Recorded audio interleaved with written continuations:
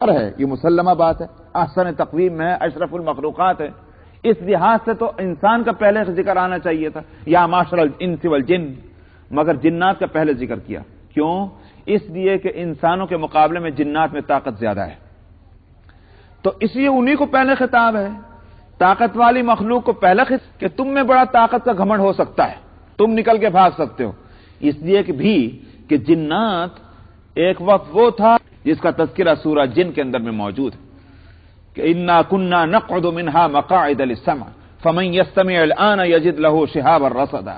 ہماری تو بیٹھکیں بنی ہوئی تھی آسمانوں کے قریب، ہم وہاں سے جا کر کے اور کچھ سنگن لیا کرتے تھے، مگر اب تو یہ حالت ہے کہ جدھر ہم جانے کی کوشش کرتے ہیں ایک شعلہ ہے جو لپکتا ہے اور ہمارا پیچھا کرتا ہے. نبی کریم صلی اللہ علیہ وسلم کے دنیا میں تشریف لانے کے بعد سے یہ سلسلہ ختم ہو گیا تھا ان کے جانے کا، اسی کا تذکرہ ہے اللہ سبحانہ و تعالی نے فرمایا. تو انسانوں میں تو ابھی اتنی طاقت بھی نہیں، ابھی بھی راکٹوں کے محتاج ہیں، اور راکٹ بھی کہاں تک چلے جا رہے ہیں. وہ جنات جو ہے بغیر راکٹوں کے وہ آسمانوں کے قریب تک پہنچتے تھے، اس لیے جنات کو خطاب کیا جا رہا ہے کہ تمہیں ہو سکتا ہے گھمنڈ ہو کہ ہم نکل کے بھاگ جائیں گے آسمانوں اور زمین کے حدود سے، نہیں نکل سکتے. تو لا تنفذون الا بسلطان فبأي آلاء ربكما تكذبان، تم اپنے رب کی کن کن نعمتوں کو جھٹلاؤ گے.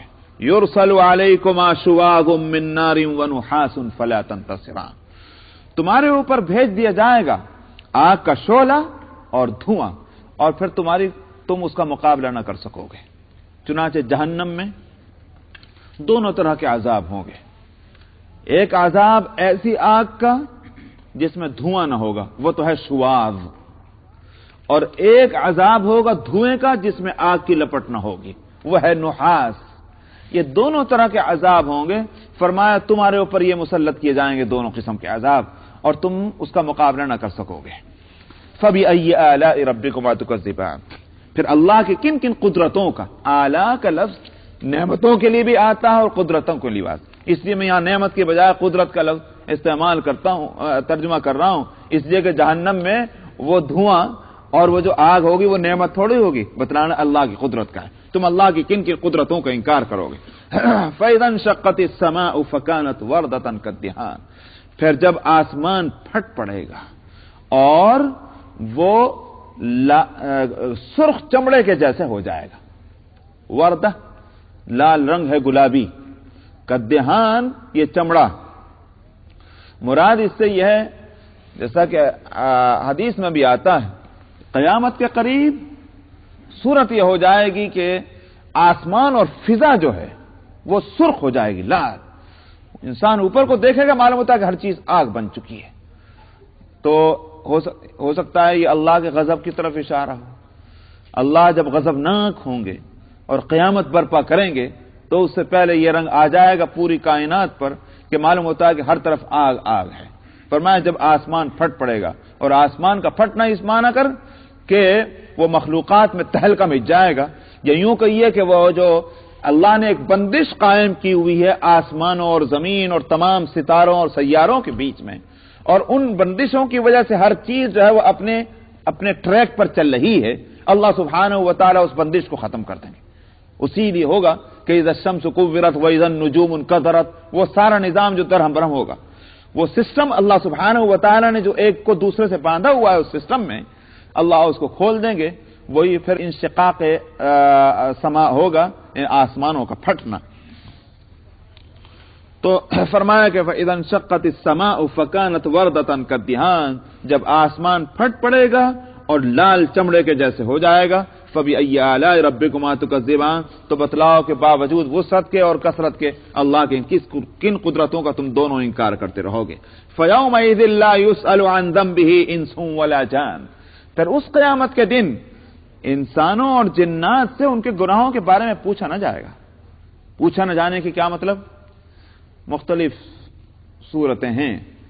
ایک تو یہ کہ یہ پوچھنے کی ضرورت نہ ہوگی کیوں صاحب آپ ہیں مجرم، یہ پوچھنے کی ضرورت کسی کو نہیں ہوگی کسی سے.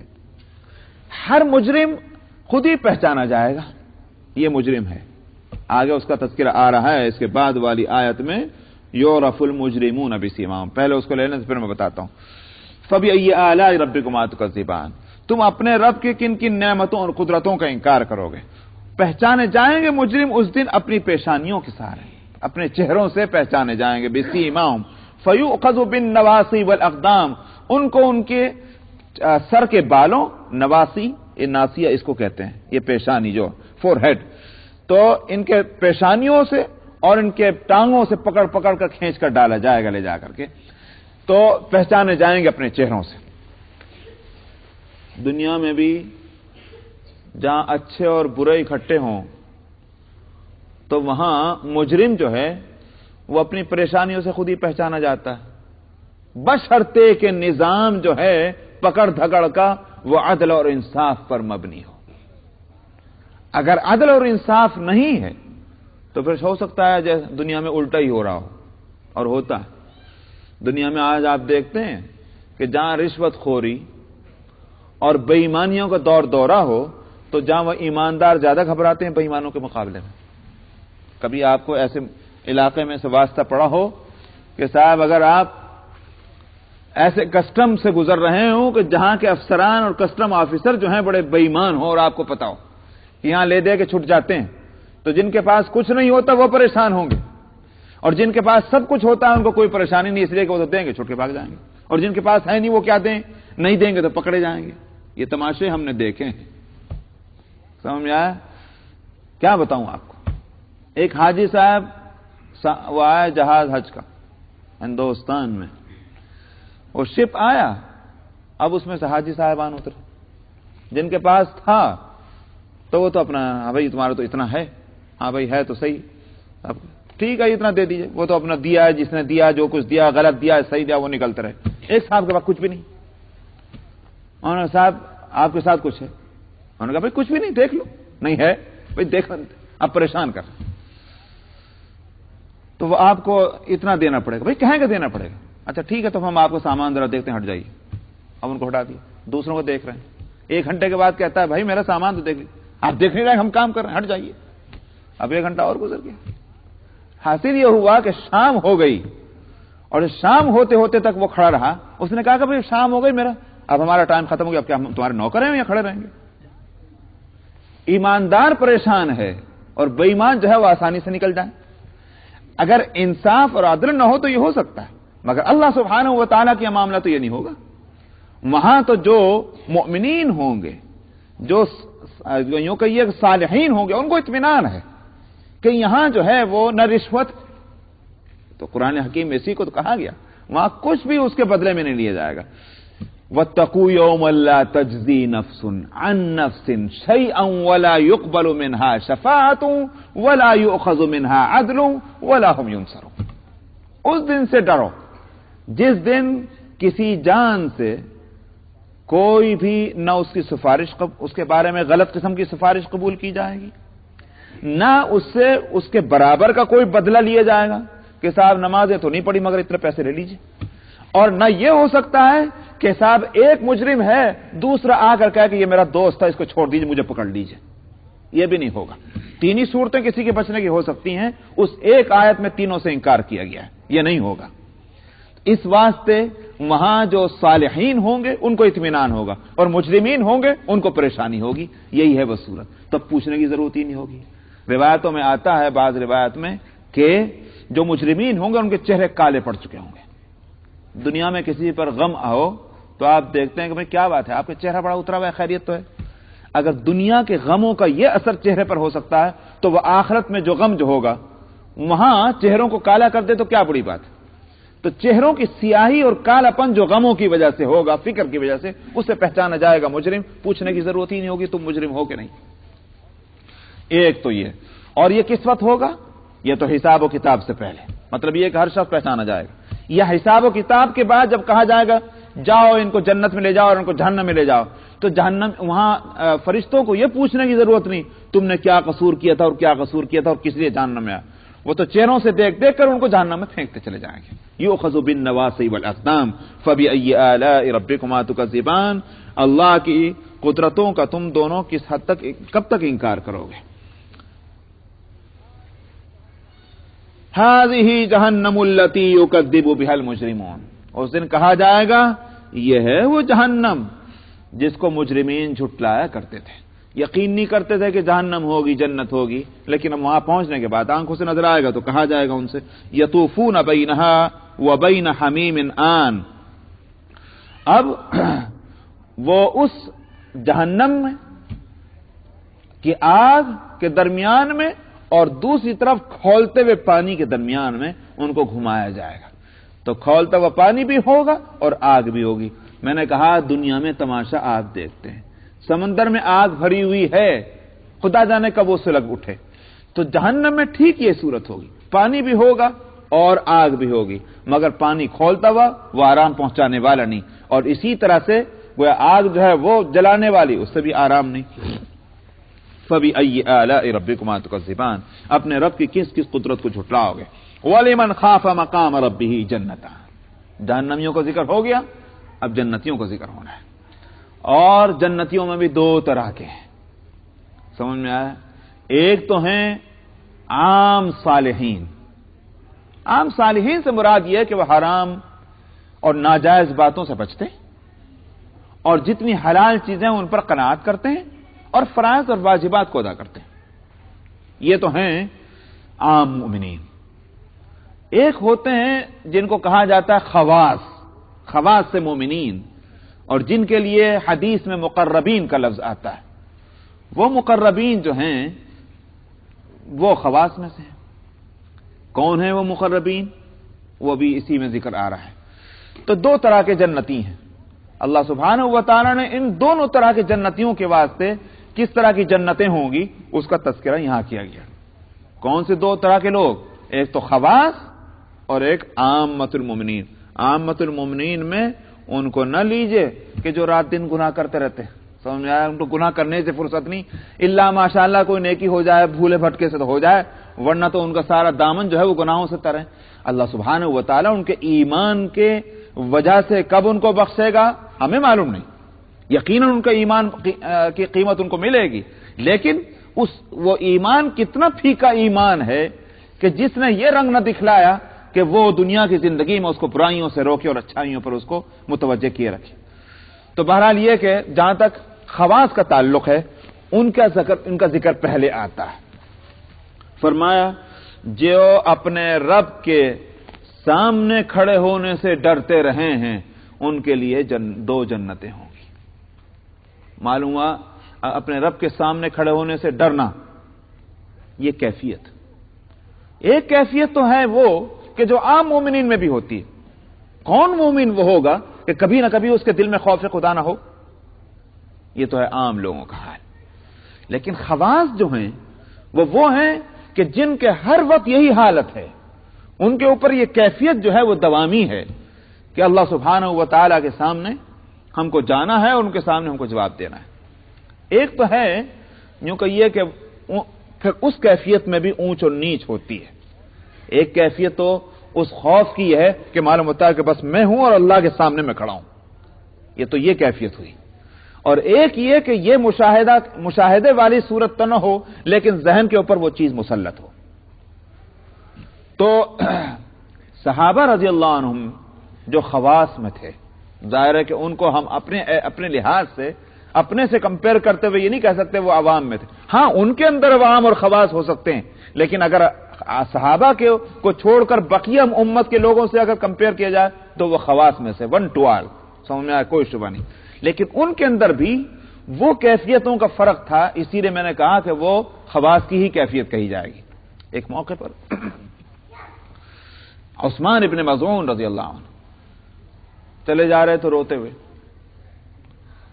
راستے میں ابو بکر صدیق رضی اللہ عنہ مل بیٹھے، پوچھا کیوں رو رہے؟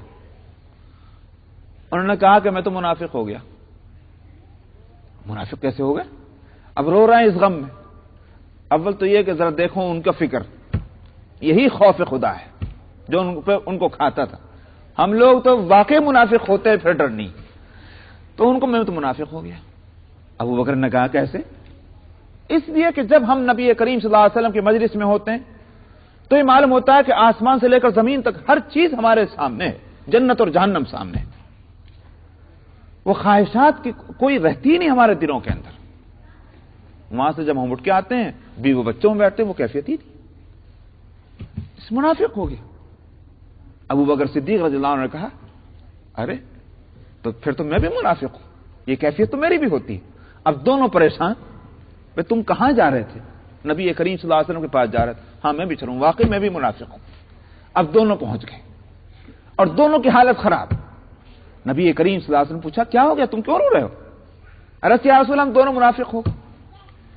अल्लाह के रसूल सल्लल्लाहु अलैहि वसल्लम जानते थे दोनों कैसे हैं, क्या अबू बकर को नहीं जानते थे? पूछा, कैसे तुम मुनाफिक हो गए, तुम्हें कैसे ख्याल हुआ? बताया कि ये सूरत होती है। फरमाया कि नहीं, ये निफाक नहीं है। अगर वो कैफियत जो है जो मेरी मजलिस में होती है वो हमेशा के लिए हो जाए तो तुम्हारे रास्तों में फरिश्ते आकर तुमसे मुसाफा करें। वो मकाम, इसका मतलब क्या हुआ, वो मकाम तो बस नबी का होता है, लेकिन खवास में है। हासिल ये हुआ कि उस कैफियत में भी ऊंच और नीच तो हो सकती है।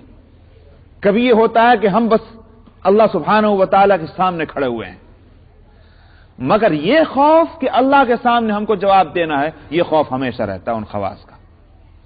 और आम्मतुल मोमिनीन के ऊपर यह खौफ भी कभी है और कभी नहीं है। यह है आम्मतुल मोमिनीन की हालत। तो वलिमन खाफ मकाम रब्बिही जन्नतान, जो अपने रब के सामने खड़े होने से जिनको डर लगा हुआ हो उनके लिए 2 जन्नतें हैं। फबिअय्यि आलाइ रब्बिकुमा तुकज़्ज़िबान, तुम अपने रब की किन किन नेमतों को छुटलाओगे। बस इंशाअल्लाह बक़िया आइंदा। 1479 सूरा अर्रहमान आयत नंबर 48।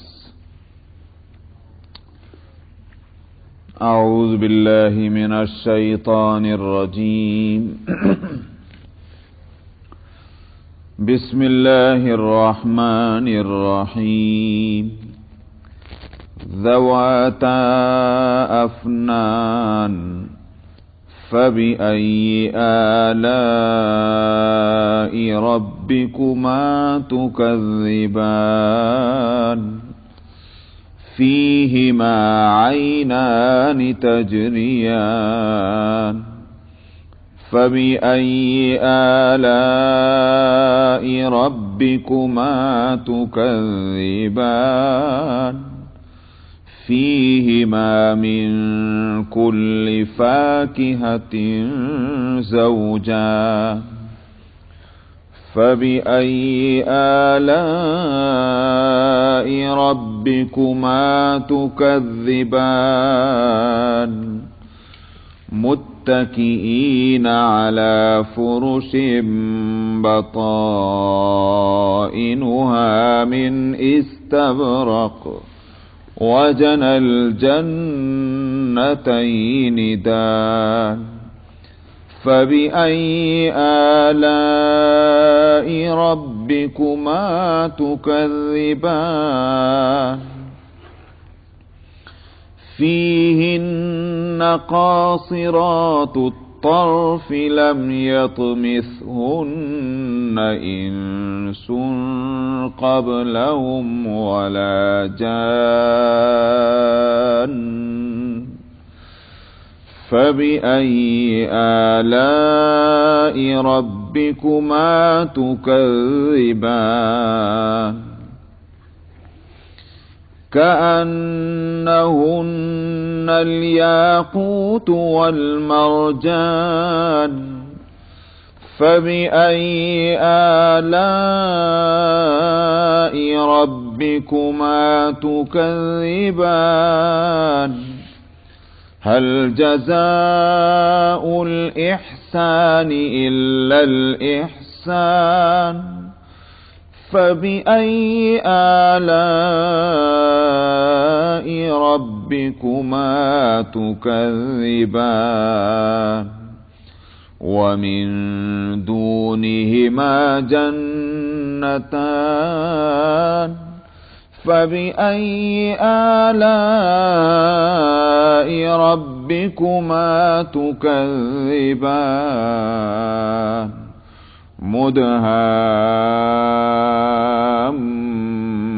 مدهامتان فبأي آلاء ربكما تكذبان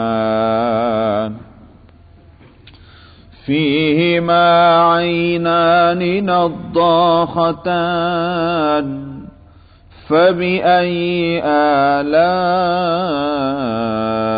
ربكما تكذبان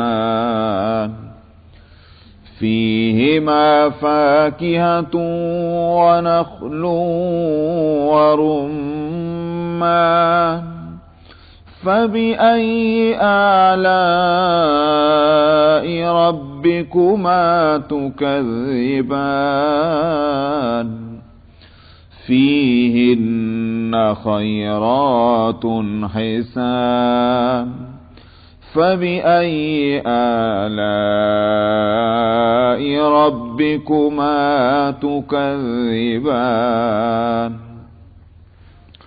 حور مقصورات في الخيام فبأي آلاء ربكما تكذبان لم يطمثهن إنس قبلهم ولا جان فبأي آلاء ربكما تكذبان متكئين على رفرف خضر وعبقري حسان فبأي آلاء ربكما تكذبان تبارك اسم ربك ذي الجلال والإكرام صدق الله العظيم.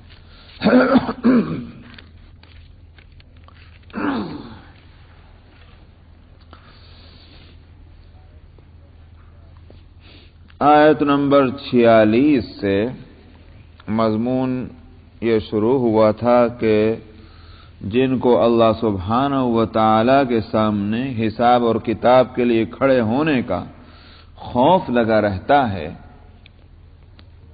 ان کے لیے 2 جنتیں ہوں گی، ہر ایک کے لیے 2 جنتیں.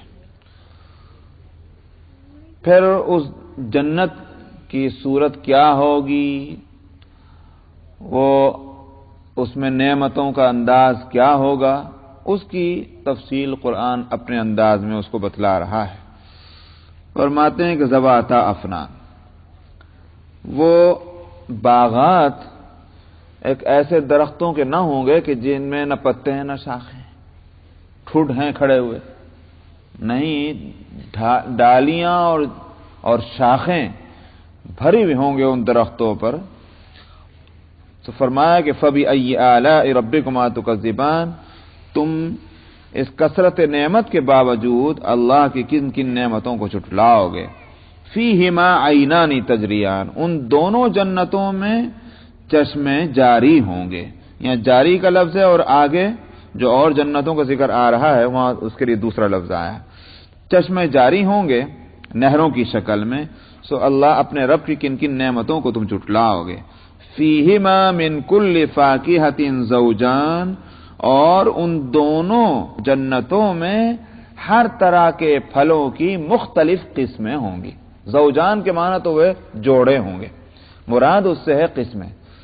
تو دنیا میں بھی تو ہم دیکھتے ہیں کہ صاحب ایپل ہے تو اورنج ہے تو وہ کیلا موز ہے، کتنی قسمیں اللہ نے یہاں رکھی ہیں، آم وغیرہ. تو جنت میں جب فرما رہے ہیں کہ اور زیادہ ہوں گی، اتنی اقسام ہوں گی کہ سورہ بقرہ میں کہا گیا شکلیں یکساں، ذائقے مختلف. ان میں بھی جب قسمیں اور ہوں گی تو ان کو اگر ملٹی پلائی کیے جائے تو کتنی چیزیں، 1000 ان کی شکلیں اور 1000 ذائقے اور 1000 رنگ. مطلب یہ کثرت نعمت.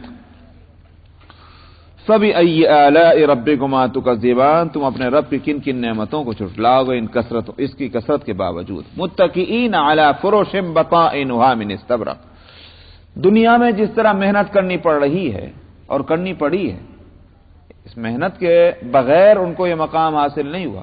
جنت میں بے فکری ہوگی. اس کے لیے فرمایا کہ متقئین، وہ ٹیک لیں گے ایسے فاستر استبرق کے ہوں گے. آپ گدے جانتے ہیں نا روئی کے، یا وہ جو اوپر اوڑھتے ہیں اسے کیا بولتے ہیں؟ رضائی، لحاف.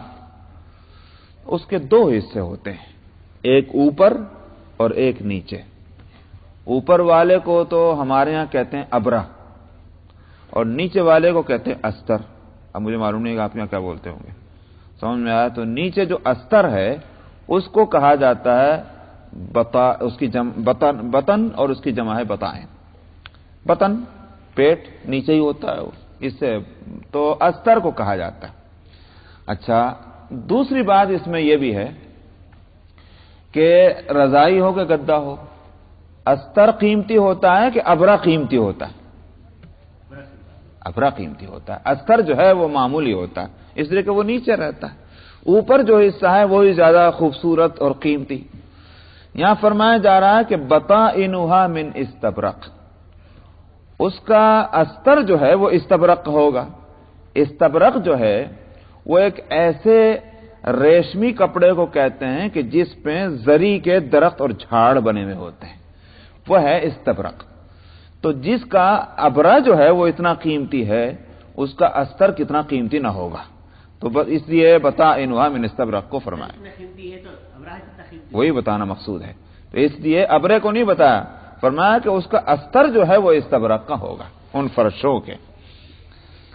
وَجَنَى الْجَنَّتَيْنِ دَانٍ، اور فرمایا کہ دونوں جنتوں کے پھل جو ہیں وہ بہت قریب ہوں گے. یعنی کہ پھل تو لگ رہا ہے مگر ہاتھ نہیں جا سکتا. کیا کریں اس پھلوں کو لے کے؟ اتنے پھل ہوں گے کہ درختوں کے پھل جھک جھک کر نیچے آ جائیں گے، اور وہ خوبصورت بھی ہوں گے اور ان کا حاصل کرنا آسان بھی ہوگا. وَجَنَى الْجَنَّتَيْنِ دَانٍ فَبِأَيِّ آلَاءِ رَبِّكُمَا تُكَذِّبَانِ، اس کثرت کے باوجود تم اپنے رب کی کن کن نعمتوں کو جھٹلاؤ گے. فِيهِنَّ قَاصِرَاتُ الطَّرْفِ لَمْ يَطْمِثْهُنَّ إِنسٌ قَبْلَهُمْ وَلَا جَانٌ. فرمایا اس میں وہ حوریں ہوں گی کہ جو نیچی نگاہ والے ہوں گی. نیچی نگاہ ایک یوں کہیے کہ ایک علامت ہوتی ہے کسی کے شرمیلا ہونے کی. جس میں شرم ہو اس کے معنی یہ ہوگا کہ اس میں بے حیائی نہیں ہے. سمجھ میں آیا؟ شرم اور بے حیائی ان دونوں میں تو ٹکراؤ ہے. شرم اور بے شرمی یکجا نہیں ہو سکتی. تو اس کا مطلب کیا ہوا؟ اخلاق والی ہوں گی، کردار والی ہوں گی، وہ بے حیا اور فاحشہ نہ ہوں گی وہ حوریں. اس لیے فرمایا کہ نیچی نگاہ والی ہوں گی جن کو ان سے پہلے کسی انسان نے اور کسی جن نے چھویا بھی نہ ہوگا. تو ایسی صاف ستھری اور با اخلاق اور با کردار. فَبِأَيِّ آلَاءِ رَبِّكُمَا تُكَذِّبَانِ، تو تم اپنے رب کی کن کن نعمتوں کو جھٹلاؤ گے. حوروں کی کیا حقیقت ہے وہ انشاءاللہ وہ آگے ایک اور جگہ آئے گی تو وہاں میں اس کو میں بتلاؤں گا. اگر آج ہوا تو آج ہی ہو جائے گا انشاءاللہ. كَأَنَّهُنَّ الْيَاقُوتُ وَالْمَرْجَانُ، ان کے یوں کہیے کہ صفائی اور ستھرائی اور خوبصورتی کے تعلق سے فرمایا وہ ایسے ہوں گے کہ جیسے یاقوت اور زمرد. زمرد، مرجان عربی میں زمرد. زمرد کون سا پتھر ہوتا ہے؟ قیمتی پتھروں میں ہے نا زمرد، اور یاقوت بھی جواہرات میں. تو یاقوت جو ہے وہ تو سرخ پتھر ہوتا ہے، اور مرجان زمرد جو ہے وہ ہرا مگر بہت چکنا ہوتا ہے. تو اس کی طرف بتایا کہ صاف اور ستھرے اور گویا یاقوت اور مرجان کی طرح بڑے قیمتی. فَبِأَيِّ آلَاءِ رَبِّكُمَا تُكَذِّبَانِ، اپنے رب کی کن کن نعمتوں کو جھٹلاؤ گے. هَلْ جَزَاءُ الْإِحْسَانِ إِلَّا الْإِحْسَانُ، فرمایا اچھائی کا بدلہ اچھائی کے سوا بھی کچھ اور ہو سکتا ہے. کیا مطلب؟ مطلب یہ ہے کہ یہ کیسے تم نے سمجھ لیا کہ دنیا میں چاہے محنت کرو اور چاہے آرام سے رہو، جو ہے وہ اسی دنیا میں ہے. یہ سب فضول باتیں ہیں کہ اللہ میاں جو ہیں یوں اس کا جزا دیں گے اور یوں اس کی سزا دیں گے. یہ نہیں. فرمایا یہ کیسے ہو سکتا ہے کہ اللہ میاں کا نظام کو تم نے اندھے کی لاٹھی سمجھا ہوا ہے کہ جدھر کو چائے لگ جائے؟ اللہ کا نظام جو ہے وہ حکمتوں کے مطابق ہے. اگر اس کے چاند اور ستارے جو ہیں، سورہ واقعہ آگے آ رہی ہے، اس کے آخر میں بتلایا جائے گا کہ چاند اور ستاروں کا نظام اگر اللہ کا وہ ایک اندھا نظام نہیں ہے بلکہ دیدہ اور بینا نظام ہے، اس میں حکمتیں ہیں بے شمار اور مرتب نظام ہے، تو اللہ کا یہ نظام جو بندوں سے متعلق ہے اعمال اور اخلاق کا، یہ بھی اندھا نظام نہیں ہے. اس لیے جو محنت کرے گا اس کا پھل اس کو ملے گا. یہ کیسے ہو سکتا ہے کہ دنیا میں ایک شخص نے اللہ کو راضی کرنے کے لیے حلال اور حرام کے اندر تمیز کی، حلال پر قناعت کی، حرام سے بچتا رہا ہزار لذتوں کے باوجود، صرف اللہ کو راضی کرنے کے لیے اس نے تکلیفیں اٹھائیں. دنیا آرام کرتی تھی مگر وہ تکلیف اٹھاتا تھا. کیا اللہ میں کیا ایسی اندھیر نگری ہے کہ وہ آدمی تکلیف اٹھا کر زندگی اس نے ختم بھی کر دی اور اس کا کوئی بدلہ نہ ملے؟ فرمایا یہ نہیں ہو سکتا. اچھائی کا بدلہ اچھائی سے ملنا ہے. جس نے تکلیفیں اٹھائیں ہمارے لیے ہم اس کو راحت پہنچائیں گے، یہ ہماری ذمہ داری ہے. یہ ہے الجزاء الاحسان الا الاحسان فبأي آلاء ربكما تكذبان. اس سے ایک اصول بھی ملا. اس سے اصول یہ نکلا کہ دنیا میں اگر کوئی نیکی اور بھلائی کرے یہ نامناسب بات ہے کہ اس کے بدلے میں برائی کی جائے. اچھائی کے بدلے میں تو اچھائی ہونی چاہیے. کم سے کم اچھائی کے بدلے میں اچھائی یہ ہے کہ کسی نے اگر آپ کے ساتھ مہربانی کا معاملہ کیا، آپ کہتی جزاک اللہ خیر، اللہ تم کو اچھا بدلہ دے دے. اللہ سبحانہ و تعالیٰ کی نعمت حاصل ہو اس پر کہا جائے کہ الحمدللہ. حدیث میں آتا ہے کہ جب کسی شخص کو کوئی اللہ کی طرف سے نعمت ملے، اور ظاہر ہے کہ اس نعمت کے لیے کچھ یوں نہیں کہا کہ تمہارے حساب سے وہ چھوٹی ہو کہ بڑی ہو، کوئی بھی نعمت ملے اور اس کے اوپر وہ بندہ کہہ دے الحمدللہ، تو اللہ تعالیٰ اس کے جواب میں فرماتے ہیں جو میں نے نعمت دی تھی بندے کو، بندے نے اس سے بڑھا کر مجھے اس کو لوٹا دیا. یہ ہے قیمت اللہ کے ہاں الحمدللہ کہنے کی. اللہ نے کتنی بڑی نعمت دی ہوگی کسی کو اور بندہ کہہ دیتا ہے الحمدللہ. ہمارے ہاں اس کی چاہے کوئی بھی قیمت نہ ہو دنیا میں، مگر یہ سکہ اور یہ کرنسی جو ہے وہ اس دنیا کی نہیں ہے، یہ کرنسی ہے اس دنیا کی. وہاں اس کی قیمت یہ ہے کہ دنیا میں جو نعمت ملی وہاں اس الحمدللہ کی قیمت اس سے زیادہ ہو گئی. تو احسان کا بدلہ احسان ہی ہونا چاہیے، بھلائیوں کے بدلے میں بھلائی. اسی سے یہ بھی نکلا کہ دنیا میں جب ہم اللہ کی نعمتوں سے فائدہ اٹھاتے ہیں، اس نے ہم کو زندگی بخشی، اس نے کھانے کو دیا، اولاد دی، سمجھ میں آیا، بیوی کو، عورت کو شوہر ملا اور مرد کو ایک بیوی ملی، تو اور اولاد ملی اور گھر بار ملا اور کھانے پینے کو ساری آسائشیں ملی. یہ ساری نعمتیں اللہ کی ہیں کہ نہیں؟ سب اس کے بدلے میں کیا ہونا چاہیے؟ گل چھرے اڑاتے پھریں اور اللہ میاں کو بھول جائے. یہ ان نعمتوں کا بدلہ یہ ہونا چاہیے کہ اللہ کو اس حالت سے زیادہ یاد کیا جانا چاہیے کہ جو ایک غریب اپنی غربت میں یاد کر سکتا ہے. اس لیے فرمایا کہ هل جزاء الاحسان الا الاحسان فبأي آلاء ربكما تكذبان. اپنے رب کی کن کن نعمتوں کو اے جنات اور انسان تم جھٹلاؤ گے. ومن دونهما جنتان. فرمایا اور ان وہ جو دو جنتیں ابھی بتلا چکے ہیں ان سے نیچے دو جنتیں اور ہوں گی. تو اب جہاں تک ان دو جنتوں کا تعلق ہے اس میں مفسرین مختلف باتیں کہہ رہے ہیں. ایک تو بات یہ ہے کہ ومن دونہما کے کا مطلب کیا ہے. معنی تو معلوم ہے، دونا کہتے ہیں ورے اس سے نیچے. سوال یہ کہ نیچے ہونے کے معنی کیا ہے؟ ایک معنی تو یہ ہے کہ پہلی والی جنتیں تھیں وہ اوپر تھیں، زیادہ اونچائی پر تھیں، اور یہ دوسری جنتیں جن کا بھی ذکر آ رہا ہے یہ اس سے نیچے ہیں اپنے فاصلے کے اعتبار سے.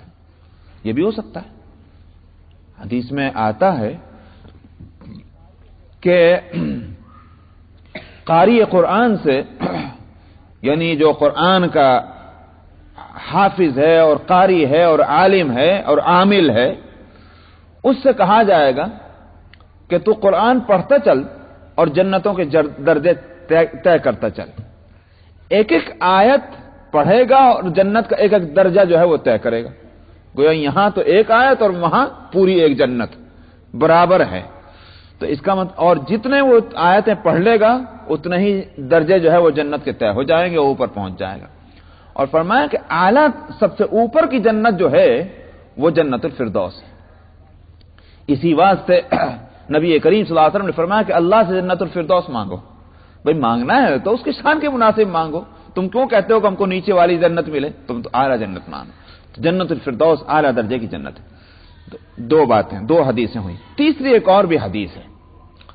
صحابہ نے نبی کریم صلی اللہ علیہ وسلم سے عرض کیا، یا رسول اللہ، آپ تو اونچے اوپر والی جنتوں میں ہوں گے اور ہم کہاں وہاں جہاں ہم آپ کو کیسے دیکھ سکیں گے؟ محبت تھی صحابہ کو. دنیا وہاں اگر ان کو دنیا کی زندگی میں آپ کی خدمت میں حاضر ہوئے بغیر چین نہیں آتا تھا تو کیا وہ اس بات پر قناعت کر سکتے ہیں کہ قیامت میں سب ہو مگر رسول اللہ صلی اللہ علیہ وسلم کا دیدار نہ ہو؟ پوچھا، یا رسول اللہ، ہم آپ کو کیسے دیکھیں گے؟ آپ کہاں اور ہم کہاں؟ آپ نے اس کے لیے فرمایا، ہاں دیکھ سکو گے. فرمایا، کیا تم دیکھتے نہیں کہ جب 14ویں کی رات ہوتی ہے مہینے کی اور چاند نکلتا ہے تو تم لوگوں کو دیکھنے میں کچھ بھی دقت ہوتی ہے؟ عرض کہ یا رسول اللہ ذرا دقت نہیں ہوگی. فرمایا، اسی طرح اوپر کی جنتوں میں جو ہوں گے ان کو دیکھ سکو گے. تو معلوم ہوا کہ اوپر اور نیچے ہیں جنتیں، یہ فاصلے ہوں گے. تو وَمِن دُونِهِمَا جنتان کے یہ معنی بھی ہو سکتے ہیں کہ پہلی جنتیں جو ہیں وہ فاصلے کے اعتبار سے اوپر ہیں، اور یہ جن کا ذکر اب آ رہا ہے یہ جنتیں فاصلے کے اعتبار سے نیچے ہوں گی. ایک معنی. دوسرے معنی ہے مرتبے کے اعتبار سے جنتوں کا ہونا. وہ اعلیٰ درجے کی جنتیں ہیں جن کا بھی ذکر آ چکا ہے، 2 جنتیں، اور یہ 2 جنتیں جو ہیں کم درجے کی ہیں. دونا کا لفظ ان کو بھی بتلاتا ہے.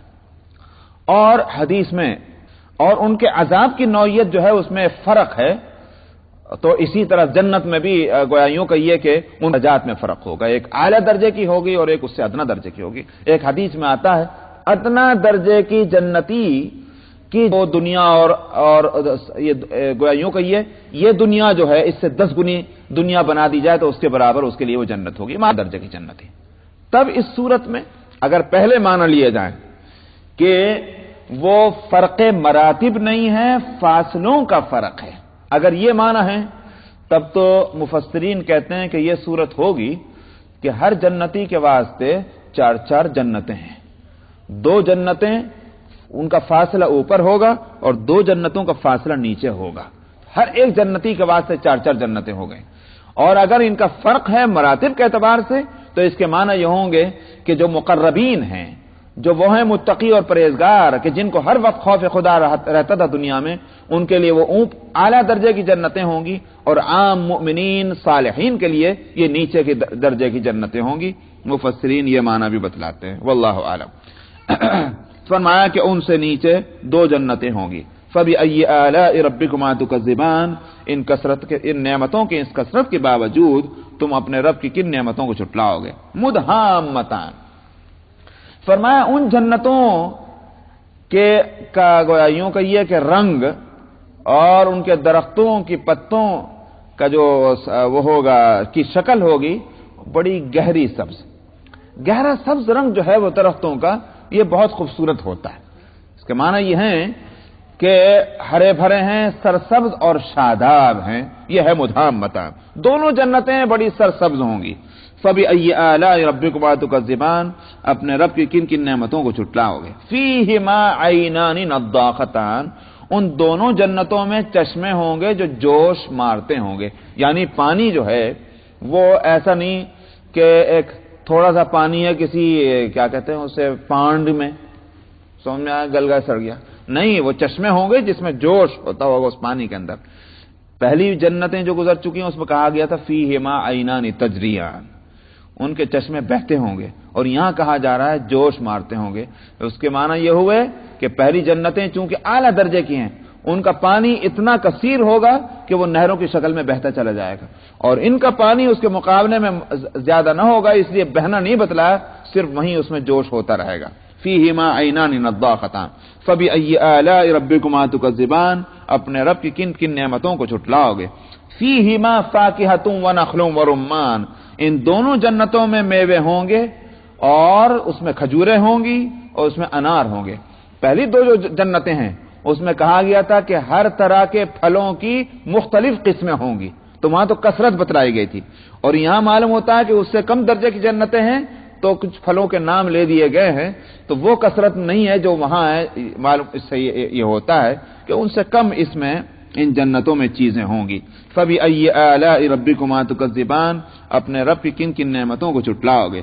فیہن خیرات حسان، ان میں جو حوریں ہوں گی وہ خوبصورت ہوں گی، خوب سیرت ہوں گی. خیرات خیر سے ہے، خیر کہتے ہیں اچھائی کو، اور حسان حسن سے ہے، اس کے معنی ہے خوبصورتی کے. اس لیے اچھی ہوں گی اور خوبصورت ہوں گی، اس کا مطلب میں نے وہی کہا کہ خوب سیرت اور خوبصورت، اچھے اخلاق والی ہوں گی اور اچھی شکل والی ہوں گی. فبأي آلاء ربكما تكذبان، پھر تم اپنے رب کی کن کن نعمتوں کو جھٹلاؤ گے. حور مقصورات فی الخیام، فرمایا کہ وہ ایسی حوریں ہوں گی کہ جو خیموں میں رکی ہوئی ہوں گی. جس کو یوں کہا جائے گھریلو، سمجھ میں آیا، پردہ نشین یہ ہوا. تو جو پردہ نشین اور گھر میں رہنے والی ہیں، ظاہر ہے کہ ان کے شرم، ان کی حیا، ان کا اخلاق اور ان کا کردار وہ خود بخود سمجھا جا سکتا ہے کہ وہ یقیناً اعلیٰ درجے کا ہوگا. اس لیے کہا گیا کہ وہ خیموں میں رکی رہنے والی ہوں گی. فبأي آلاء ربكما تكذبان، اپنے رب کی کن کن نعمتوں کو جھٹلاؤ گے. لم يطمثهن انس قبلهم ولا جان، ان کو ان سے پہلے کسی انسان نے اور نہ کسی جنات نے چھوا ہوگا. میں ذرا آیت نمبر 70 کی طرف پھر پیچھے ہوئیے. آیت نمبر 70، فیہن خیرات حسان، کہ ان میں خوبصورت اور خوبصیرت ہوں گی. یہ جو ہے یہ حوروں کے لیے نہیں، مفسرین کہتے ہیں کہ یہ بیویوں کے لیے لفظ ہے. اور آگے حور مقصورات، وہ حوروں کا تو لفظ ہی آ گیا، حور ہیں. تو معلوم ہوا کہ دو قسمیں ہوں گی عورتوں کی. ایک عورتیں جن کو کہا جائے گا بیویاں، دوسری عورتیں جن کو کہا جائے گا حوریں. میں نے ابھی بتایا تھا کہ میں آگے چل کر اس کو بتلاؤں گا.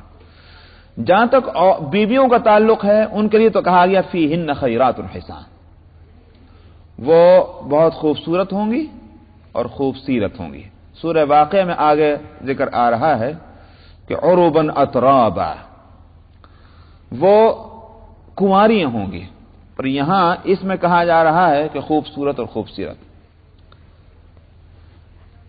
اس کا مطلب یہ ہوا دنیا میں کسی عورت کی کیسی بھی شکل ہو، وہاں وہ شکل نہ ہوگی، وہاں وہ شکل ہوگی کہ جو نہایت پسندیدہ ہو. دنیا میں اس عورت کے اندر اخلاقی طور پر کوئی بھی کمزوری ہو سکتی اور ہوگی، لیکن جب وہ جنتی بن گئی، اب اس کے اندر وہ اس اخلاقی کمزوری کو باقی نہ رکھا جائے گا، تو اندرونی برائیاں اور بیرونی برائیاں وہ سب ختم کر کے اندر اور باہر وہ اعلیٰ درجے کی وہ عورت بن جائے گی. ظاہر ہے کہ مردوں کی بھی یہی شکل ہوگی کہ ان کے اندر کی جو خرابیاں اگر ہو سکتی ہیں انسانی اور بشری، ان کو ختم کر کے جنت میں لایا جائے گا. اور کم عمر ہوں گی، جیسے میں نے کہا کہ سورہ واقعہ میں کنواری کا لفظ آتا ہے. حدیث میں آتا ہے کہ ایک بوڑھی آئی، نبی کریم صلی اللہ علیہ وسلم سے عرض کیا یا رسول اللہ میرے لیے جنت میں پہنچنے کی دعا کیجیے. آپ نے فرمایا جنت میں بوڑھیاں نہیں جائیں گی. وہ بیچاری روتی ہوئی چلی گئی. تو آپ نے دراصل یہ مذاق کیا تھا، اور یہی آپ کے مذاق میں آتا بھی ہے کہ آپ مذاق بھی جو کرتے تھے اس میں بھی جھوٹ نہیں ہوتا تھا. تو یہ آپ نے مذاق کیا، وہ بیچاری رونے لگی. اس کو کیا معلوم کہ مذاق ہو رہا ہے. آپ نے ایک آدمی بھیجا کہ جا کر اس سے کہہ دو کہ جو بوڑھیاں ہوں گی ان کو بھی جوان کر دیا جائے گا. میرے کہنے کا مطلب یہ تھا کہ تم بوڑھی ہونے کی حالت میں نہیں جاؤ گی، تم جوان ہو جاؤ گی تب جاؤ گی. تو خیر وہ پھر اس کو خوشی ہوئی.